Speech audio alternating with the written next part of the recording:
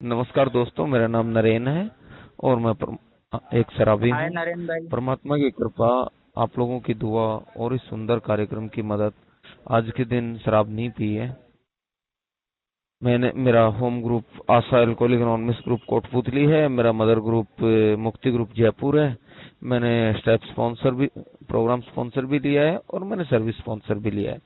और इन कदमों पर काम करते हुए इसी जुलाई के महीने में भगवान ने चाहा तो मुझे 8 साल पूरे हो जाएंगे।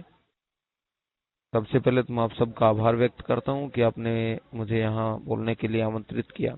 और जो आज का जो टॉपिक है कि चैलेंजेस इन अर्ली रिकवरी, प्रारंभिक रिकवरी में आने वाली दिक्कतें, बड़ा खूबसूरत टॉपिक है और मेरा फेवरेट है एक प्रकार से देखा जाए तो मैं थोड़ा सा अपने विषय में बताना चाहूँगा। मैं राजस्थान से बिलोंग करता हूँ और जो अल्कोहल था वो हमारे एक प्रकार से देखा जाए तो ब्लड में ही था। हमारा ऐसा माहौल था कि हमारे आसपास इर्द गिर्द सब लोग शादी विवाह फंक्शन में शराब पीते थे। और ऐसी परिस्थितियों में मैं देखते देखते मेरे बचपन से ही मेरे मन में इसके प्रति जिज्ञासा थी और 7-8 साल की उम्र में पहली बार मेरे हाथ में शराब आई।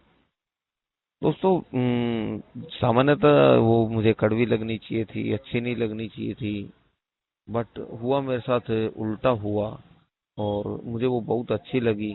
और मैं अगले रोज फिर से उन पीने के लिए मेरे पापा के पास गया। उन्होंने मुझे डांट दिया और कहा कि ये बच्चों के पीने की चीज नहीं है। और मैंने, आप यकीन मानिए, उसी दिन मैंने डिसाइड कर लिया था कि बड़ा होकर मैं चाहे और कुछ करूं या ना करूं, मैं शराब जरूर पीऊंगा। और मेनवाइल आगे स्टोरी बढ़ती रही डे बाय डे। मेरी उम्र जैसे जैसे बढ़ी वैसे वैसे शराब मेरे जीवन में पीढ़ली आती गई।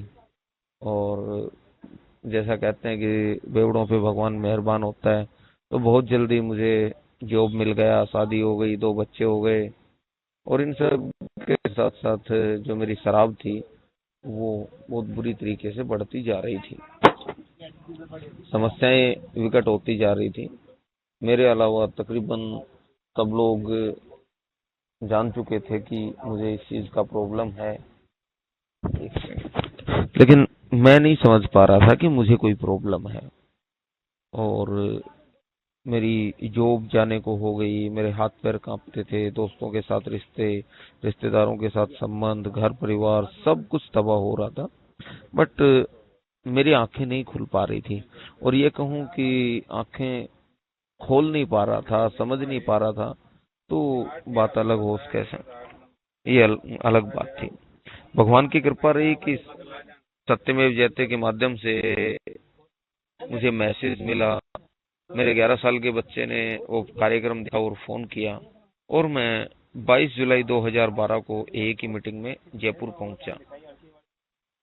और मैंने आप लोगों की शेयरिंग सुनी, मुझे आइडेंटिफिकेशन मिला। और भगवान की कृपा ऐसी रही कि जिस दिन मैं गया था उस दिन से लेकर आज तक मुझे शराब की जरूरत नहीं पड़ी है। लेकिन ये इतना आसान नहीं रहा मेरे लिए। मेरी रिकवरी, मैं अगर ये कहूँ कि तलवार की धार पर थी तो गलत नहीं होगा। रिकवरी कभी भी आसान रहती है, हम कहते हैं टेक इट जी, आसानी से करो, ये करो वो करो। लेकिन एक्चुअली में समस्या दिखना स्टार्ट तब होती है कि जब हमारे जीवन से शराब जाती है। नहीं तो होता ये था कि मैं एक समस्या से मुक्ति पाने के लिए एक दूसरी समस्या क्रिएट कर लेता था।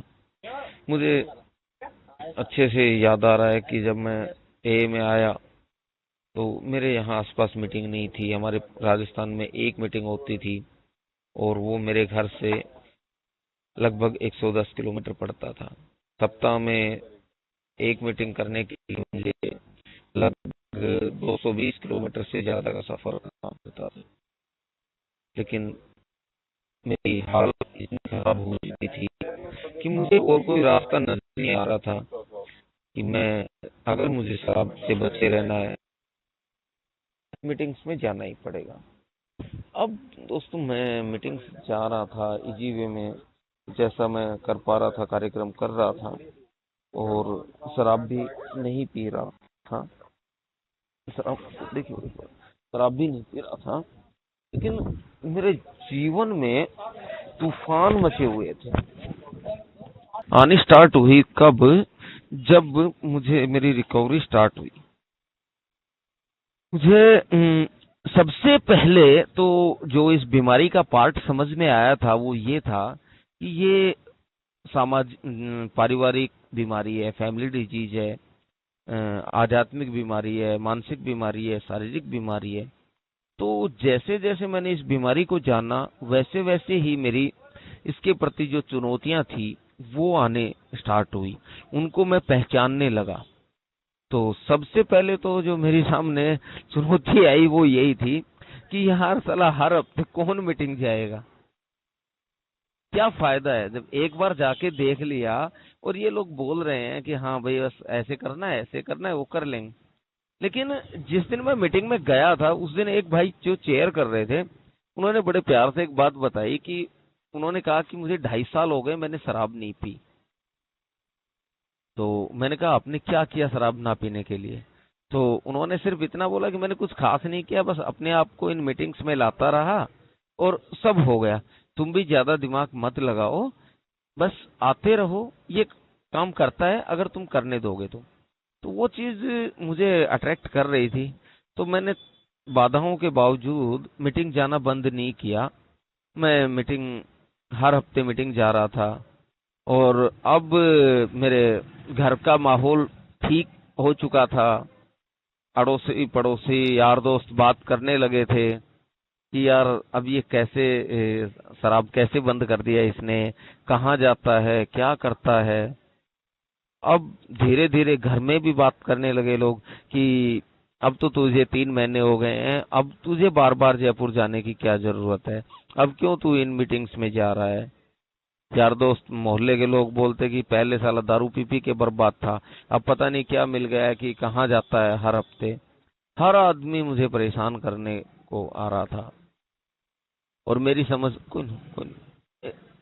समझ में कोई ये नहीं आ रहा था कि मैं इन सब का क्या करूं।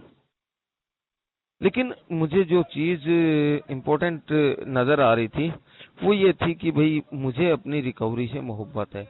अगर मुझे शराब नहीं पीनी है तो मुझे इस कार्यक्रम से जुड़े रहना है। और जैसे जैसे मैं मीटिंग्स जाता रहा तो मुझे मेरी समस्याओं को पहचानने में मदद मिली, और ना सिर्फ पहचानने में मदद मिली, मुझे उनसे उनके जो निराकरण में उनसे छुटकारा पाने में भी मदद मिलने लगी। उसके बाद जो दूसरा सबसे ज्यादा प्रॉब्लम क्रिएट होने को आई वो थी इकोनॉमिक फाइनेंशियल दिक्कत आने लगी कि यार हर हफ्ते मीटिंग जाना, लगभग 250 रुपये किराया लगेगा है, तो क्या फायदा है यार, बंद करना, दिमाग बोलता रहने दे। लेकिन समझ में आया ये चीज कि ये किराया लगा के जाना, ये शारीरिक मेहनत, ये सारी चीजें जरूरी हैं। क्योंकि जब मैं पी रहा था तब घरवाले बोलते थे कि चाहे कोई 10,000 रुपये ले ले, चाहे कोई 50,000 ले ले, हमारे बेटे की शराब छुड़वा दे। और आज मैं सिर्फ एक मीटिंग के लिए अगर 250-300 रुपये खर्च करके जा रहा हूँ तो वो मुझे अखरने लगा। लेकिन सबसे अच्छी चीज वो ये थी कि जो मैंने आप लोगों की एक बात मानी थी कि मैंने अपना दिमाग लगाने की बजाय हर बात के लिए हर बात के लिए मैंने अपने साथियों से सलाह मशवरा लेना उचित समझा। मुझे जब भी कोई दिक्कत आती मैं आप लोगों से पूछता कि मैं यहाँ पे अब मैं क्या करूँ, तो मुझे उसका समाधान मिलता गया और मेरी समस्याएं थी जो उनसे मुझे है ना छुटकारा मिलता गया। उसके बाद मुझे घर में भी जो क्योंकि घर में लड़ाई झगड़े जो शराब के कारण होते थे वो एक बार बंद हो चुके थे। लेकिन अब धीरे धीरे फिर से वो ही सारी चीजें मुझे सामने आने लगी। मेरे वर्किंग प्लेस पर भी मुझे यही समस्याएं आने लगी। लोग चिड़ मैं बिल फिर से चिड़चिड़ा होने लगा, गुस्सा होने लगा, बार बार पीने के ख्याल सताने लगे और मेरी समझ में नहीं आ रहा था कि मैं क्या करूं। ऐसा करते करते लगभग मैंने 14 महीने बिता दिए थे और मैं बहुत परेशान था।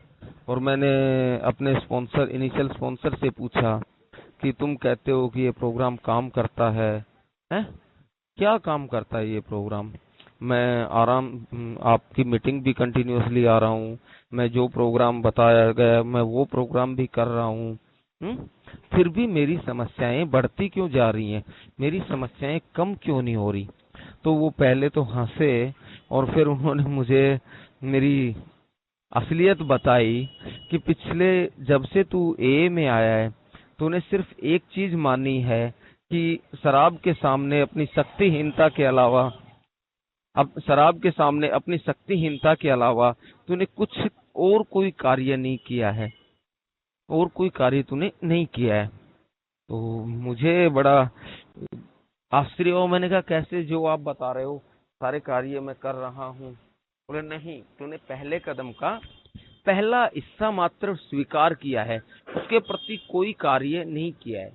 तो मेरी समझ में आया कि जो मेरी रिकवरी में जो दिक्कतें आ रही थी, उसका सबसे बड़ा जो कारण था वो ये था कि मैं प्रोग्राम की जानकारी तो हासिल कर रहा था, लेकिन मैं उस प्रोग्राम को अपने ऊपर लागू नहीं कर रहा था। दोस्तों, उस दिन से मैंने प्रोग्राम को करना चालू किया और डे बाय डे मेरी समस्याएं धीरे धीरे कम होने लगी। जैसे जैसे मैं इस 12 कदमों के प्रोग्राम में स्टेप बाय स्टेप जाता रहा, सबसे पहले मैंने ये जाना कि मैं अपने जीवन में कहाँ कहाँ अस्त व्यस्त हूँ। ये तो शराब के प्रति मैं शक्तिहीन हूँ, ये मैं स्वीकार कर चुका था, और शायद इसी स्वीकार्यता के कारण ही मैं शराब से दूर रह पाया। लेकिन सिर्फ शराब न पीने मात्र से ही मेरा जीवन बदलने वाला सॉरी, मेरा जीवन बदलने वाला नहीं था। जब मैं शराब पी रहा था तो सब लोग बोलते थे कि यार नरेन बहुत अच्छा लड़का है, लाख रुपए का बच्चा है, अगर शराब ना पिए तो। लेकिन जैसे मैंने शराब पी तो पूरा शराब बंद की, पूरा जमाना फिर से मेरा दुश्मन होने लगा। यहाँ मुझे बताया मेरे स्पॉन्सर ने कि शराब तेरी ढाल बनी हुई थी, तेरे कैरेक्टर डिफेक्ट्स को छुपा रखा था शराब ने, और जैसे ही तूने शराब बंद की तेरा असली चेहरा सामने आया है। तो मुझे ये स्वीकार करने में बहुत दिक्कत हुई कि मेरा वास्तविक चेहरा क्या है। शराबी हूँ ये स्वीकार करना आसान था, लेकिन मैं आलसी हूँ, मैं कामचोर हूँ, मैं लालची हूँ, मैं अहंकारी हूँ, ये सारी जो मेरे कैरेक्टर डिफेक्ट्स थे, इनको स्वीकार करना मेरे लिए आसान नहीं था दोस्तों। लेकिन I am very thankful to my sponsor कि जिन्होंने मेरे साथ कार्य किया और मुझे इन सारी चीजों से निकाला, तभी जाकर मेरा जीवन एक पटरी पर आ पाया। दोस्तों, इसके अलावा जो अर्ली रिकवरी में और बहुत सारी समस्याएं जो मेरे साथ आई, मेरी फैमिली लाइफ बड़ी डिस्टर्ब रही है। जब मैं अल्कोहलिज्म में नहीं था, अल्कोहलिक अनोनिमस में नहीं आया था, उससे पहले से ही मेरी जो फैमिली लाइफ थी वो डिस्टर्ब थी। और ए में आने के बाद तो मेरी हालत बहुत खराब हो गई। हम दोनों के ऐसे भयानक भयानक झगड़े होने लगे, और ऐसी कंडीशन उत्पन्न हुई कि या तो वो मरे या मैं मरूं। और by the grace of God अपने स्पॉन्सर से बात की मैंने, पूरा जो मैं कर सकता था वो किया, और हम लोगों ने फिर अलग होने का फैसला किया। तो ये सारी चीजें मैं तब कर पाया कि जब मैं इस प्रोग्राम से जुड़ा। अन्यथा अगर मैं सिर्फ शराब तक ही वो फोकस रखता अपने आप को, तो मैं कभी का पागल हो चुका होता। हमारे एक साथी हैं, बहुत अच्छी बात कहते हैं कि कुछ अगर तुम प्रोग्राम नहीं करोगे तो थोड़े दिनों के बाद घर वाले खुद कहेंगे कि भाई जा यार, इससे अच्छा तो तू जाके पी ले यार। क्योंकि घर वाले एक शराबी को बर्दाश्त कर सकते हैं, एक पागल को नहीं बर्दाश्त कर सकते। और अर्ली रिकवरी में होता क्या था कि मैं सिर्फ शराब नहीं पी रहा था, और मेरी हरकतें वही पागलों जैसी थी। मैं अपने दिमाग का यूज करना बंद नहीं कर पा रहा था दोस्तों। जबकि मुझे ओल्ड टाइमर्स ने अच्छे से कहा था कि आप अपने जूते चप्पल ला सकते हो मीटिंग रूम में, लेकिन आप अपना दिमाग मत लेकर आइए। और होता उल्टा था कि मैं अपना दिमाग यूज करके अपना रास्ता बनाने की कोशिश करता था। मैं शेयरिंग भी प्लान करता था कि मैं क्या बोलूं क्या नहीं बोलूं। बाद में मुझे पता चला कि चाहे मैं कितनी भी कोशिश कर लूं, यहाँ पे तो बोला तो वही जाएगा जो भगवान की मर्जी है। दोस्तों, अर्ली रिकवरी में एक सबसे इम्पोर्टेंट चीज जो मैंने की वो ये कि मैंने अपना प्राइमरी पर्पज उस दिन भी नहीं भूला, और मैं आज भी अपना प्राइमरी पर्पज नहीं भूलता हूँ। मेरे आज कई जो स्पॉन्सीज हैं जिनके साथ मैं कार्य कर रहा हूँ, वो उनके साथ ये प्रॉब्लम आती है कि अर्ली रिकवरी में जैसे ही शराब बंद होती है, उनको ये सारी समस्याएं दिखना स्टार्ट हो जाती हैं, और समस्याएं जैसे ही दिखनी स्टार्ट होती हैं तो उनका प्राइमरी पर्पज बदल जाता है। I am very thankful to God कि मेरा प्राइमरी पर्पज नहीं बदला।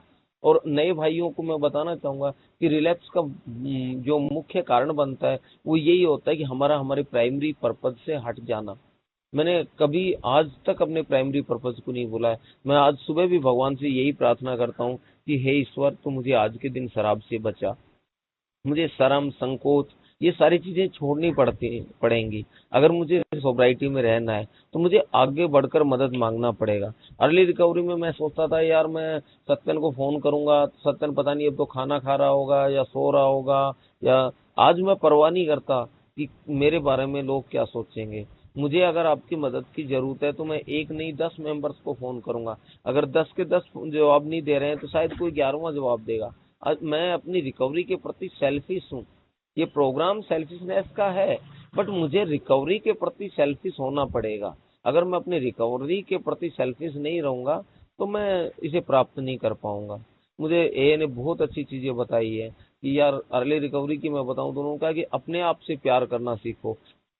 आज भी मैं एक भाई की बातें सुन रहा था तो वो कह रहे थे कि भाई अपने देश के लिए, फैमिली के लिए, बच्चों के लिए हमें शराब छोड़नी ही होगी।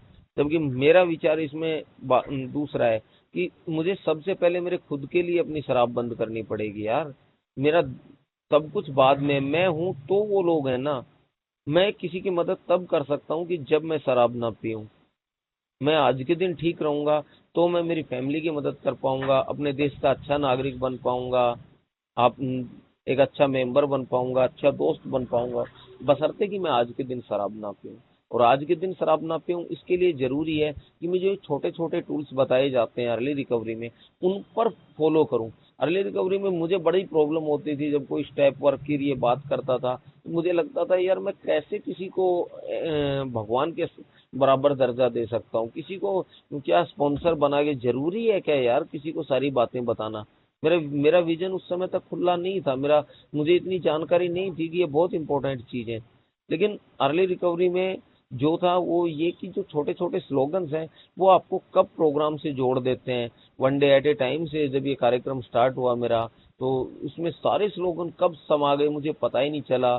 चाहे वो दिस सेल टू पास हो, या कीप इट सिंपल हो, या लेट गो हो, कुछ भी हो यार, ये सारी चीजें मैं मीटिंग में आता रहा और ये अपने आप मेरे अंदर समाती चली गई।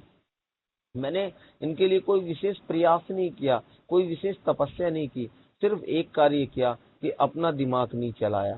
मैंने हमेशा ऑल टाइमर्स की बात सुनी है, उनका रिगार्ड्स किया है, उनका सम्मान किया है कि यार जो भाई अपने से आगे चल रहे हैं ये उस गड्ढे में पहले गिर के देख चुके हैं यार, तभी तो ये मेरे को बता पा रहे हैं कि नरेंद्र इस रास्ते पर मत जा, यहाँ पे गड्ढा है।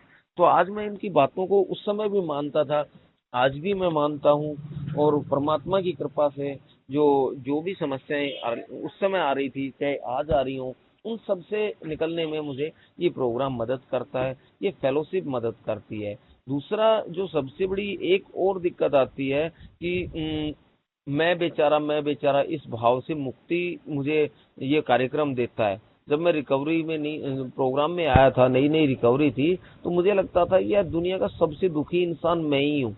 लेकिन जब मैं मीटिंग में आता रहा तो मुझे पता चला कि यार भगवान ने मेरे साथ तो बहुत अच्छा किया है, अभी मेरे से तो बहुत ज्यादा परेशान लोग हैं, तो उससे भी मुझे बड़ा रिलीफ मिलता है। तो मैं अपने शरीर को मीटिंग में लाता रहा, और कब मेरी आत्मा मीटिंग रूम में आ गई मुझे पता ही नहीं चला। दोस्तों मैं प्रार्थना के विषय में बताना चाहूंगा कि जब मैं अर्ली रिकवरी में था यार, मुझे बताते भी हंसी आ रही है कि आप लोग बोलते थे कि वापस आते रहिए, इन कमरों में चमत्कार होता है, लोग प्रार्थना करते हैं, और मुझे हंसी आती, गुस्सा आता कि यार काय का चमत्कार होता है, क्या चमत्कार होता है। लोग प्रार्थना बोल रहे होते, आत्म शांति की प्रार्थना, और मेरे मन में भगवान को लेकर गंदी गंदी गालियां चल रही होती थी।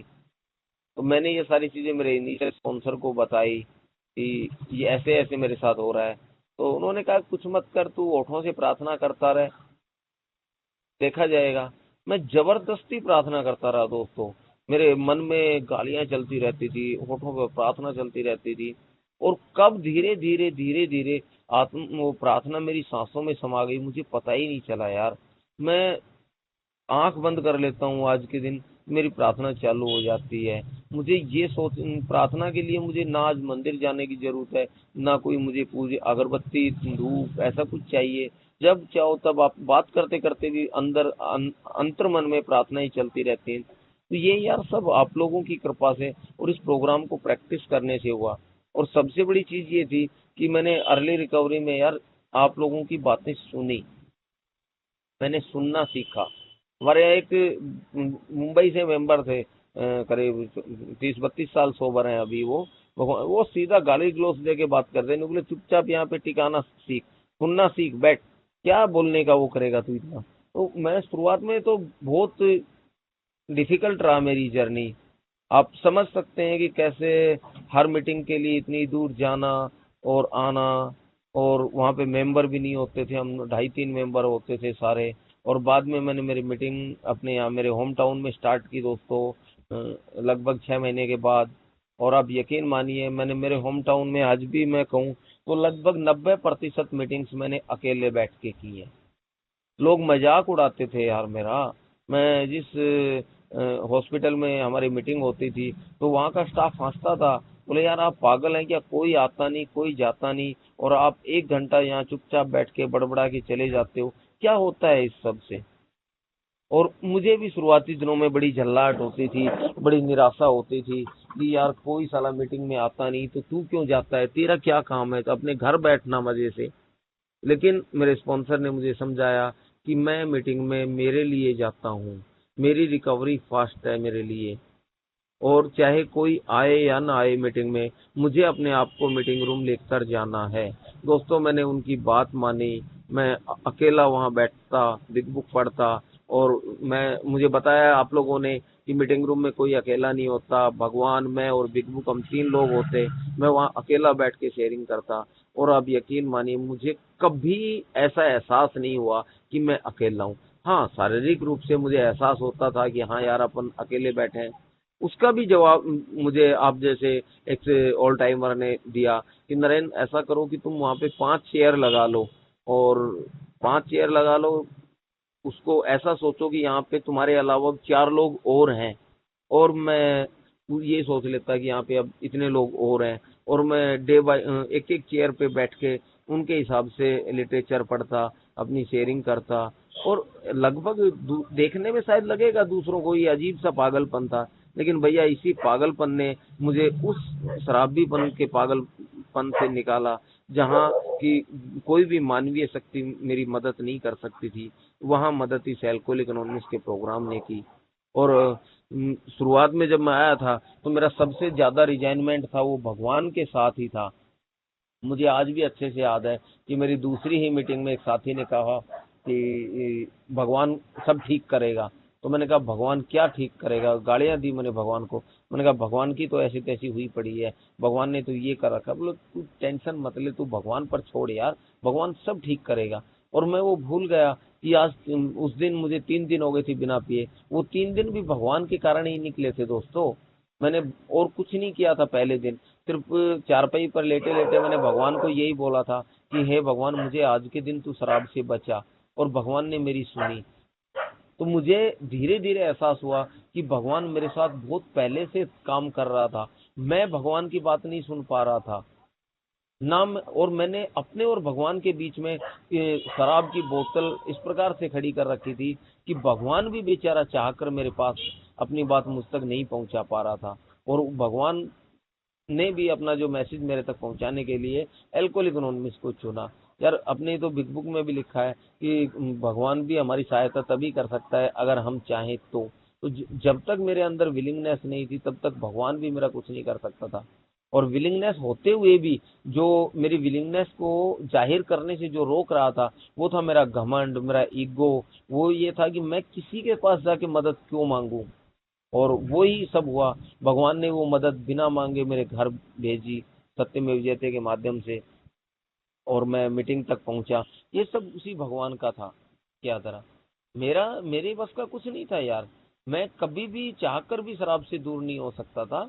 अगर मुझे आप लोग नहीं मिले होते भगवान की कृपा से, भगवान की कृपा से ये कार्यक्रम ना मिला होता, ये इतने एक्सपीरियंस ऑल टाइमर्स ना मिले होते, जिन्होंने खुद गड्ढे में गिर के हमें ये बताया कि यार आगे मत जाओ, आगे गड्ढा है, आगे खाई है। हमसे पहले हमारे रास्ते के एक एक कंकर पत्थर को चुना है इन हमारे ओल्ड टाइमर्स ने, तब जाकर ये रास्ता बनाया है। महान थे वो लोग जिन्होंने ये बिग बुक लिखी और जिन्होंने ये कार्यक्रम तैयार किया। वरना यार मैं तो आज जिंदा नहीं रहता। मैं आज भी अपने आप को एक न्यू कमर की तरह ट्रीट करता हूँ। मैं नहीं मानता कि मुझे अब 8 साल होने वाले हैं। 8 साल हो गए, वो एक टाइम पीरियड है, but as a member, as a शराबी, मैं ये सोचता हूँ कि मेरा हर दिन एक नई जिंदगी शुरू होती है मेरी। कल क्या हुआ था उसको मैं आज बदल नहीं सकता, कल क्या होगा मैं उसे रोक नहीं सकता। तो मुझे जो पहले दिन बताया गया था वो ये कि मेरे हाथ में सिर्फ मेरा आज है, तो मैं अपने आज को लेके चलता हूँ। मुझे बताया आप लोगों ने कि कल पे छोड़ के तो तूने अपनी जीवन बर्बाद कर लिया, तो सारी शराब को भी कल पे छोड़ दो। तो मैंने वो ही किया। मैंने शराब को भी वही धोखा दिया जो वो मुझे अब तक देती आ रही थी। मैंने शराब को भी यही बोला कि मैं आज तुझे नहीं पीऊंगा, कल की कल देखेंगे। और वो कल जब मेरा नहीं आया था तो शराब का कहाँ से आएगा। ये धीरे धीरे मैं करता रहा। मुझे ऑनेस्टी का मतलब आप लोगों ने समझाया कि ईमानदारी क्या होती है। मैं मेरे सिवा दुनिया के हर व्यक्ति के प्रति ईमानदार था। यहाँ आकर मुझे बताया कि ऑनेस्ट तुम्हें अगर होना है तो खुद के प्रति ऑनेस्ट होना है। दूसरों के प्रति ऑनेस्ट होने से कोई फायदा नहीं होगा तेरे को। दूसरों के प्रति ऑनेस्ट तो मैं पहले से भी था ना, लेकिन जब मैं अपने प्रति ऑनेस्ट हुआ तो मुझे किसी ताले की जरूरत नहीं पड़ी, किसी के डर की जरूरत नहीं पड़ी। वरना पहले मैं सबसे नजरें चुराता ये देखता था कि कोई मुझे देख तो नहीं रहा है, मैं पी के आ रहा हूँ, कोई मेरी चौकीदारी तो नहीं कर रहा है, कोई मेरे घर तो नहीं बता रहा है। तो आज मैं ऑनेस्टी से जहाँ भी जाता हूँ वो सारी चीजें बताता हूँ। धीरे धीरे ये सारी चीजें काम करने लगी। मैंने फाइनेंशियली बैंकक्रप्ट था, मैं बहुत इधर उधर का किया हुआ था तालमेल अपने डिपार्टमेंट में ही। बहुत सारे लोन उठा रखे थे जिनके बारे में घर वालों को नहीं पता था। ये सारी चीजें मैंने अपनी अर्ली रिकवरी में घर वालों के साथ शेयर की और पूरी ईमानदारी से उन्हें बताया कि यार मेरे साथ ये प्रॉब्लम है और अब मैं इस रास्ते से पे चल के ही इन सब से निजात पा पाऊंगा। अगर आप मेरी मदद कर सकते हो, मेरा सपोर्ट कर सकते हो तो अच्छी बात है, और ना कर सकते हो तो कम से कम आप मेरा विरोध तो मत करो। और भैया अगर तुम विरोध भी करो तो भैया तुम करते रहो, तुम्हारे विरोध से मुझे कोई फर्क नहीं पड़ने वाला, क्योंकि मुझे अब मेरा रास्ता मिल गया है। मैं बिल्कुल सेल्फिश बना रहा अपनी रिकवरी के प्रति। ये भी नहीं इतना सेल्फिश भी नहीं बना कि भाई मैंने अपने जो फर्स्ट थिंग फर्स्ट को मिस किया हो। लेकिन जहां जहां मुझे ये लगा कि हाँ आज मुझे मीटिंग करना चाहिए, या मैं मेरे काम को अगर मैं इग्नोर कर सकता हूँ बिना नुकसान किए, तो मैंने हमेशा अपनी प्रायोरिटी मीटिंग रूम को दी है। मैं चाहे जिन भी परिस्थितियों में रहा हूँ, मैं आज भी मेरी प्रायोरिटी अपने आप को शराब से दूर रखना है और दूसरे पीड़ित भाई की मदद करना है। बिना इसके मेरे पास और कोई औजार नहीं है, कोई दवाई नहीं है आज भी मेरे पास कि मैं अब इतने दिन हो गए मैं शराब से दूर हो जाऊंगा। नहीं, मुझे अगर आज के दिन शराब से दूर रहना है तो मुझे आज में जीना पड़ेगा। और मुझे चाहे मैं कितनी भी साल का हो जाऊं, सोबर हो जाऊं, मुझे वो सारे कार्य ही करने पड़ेंगे जो आज एक न्यू कमर कर रहा है।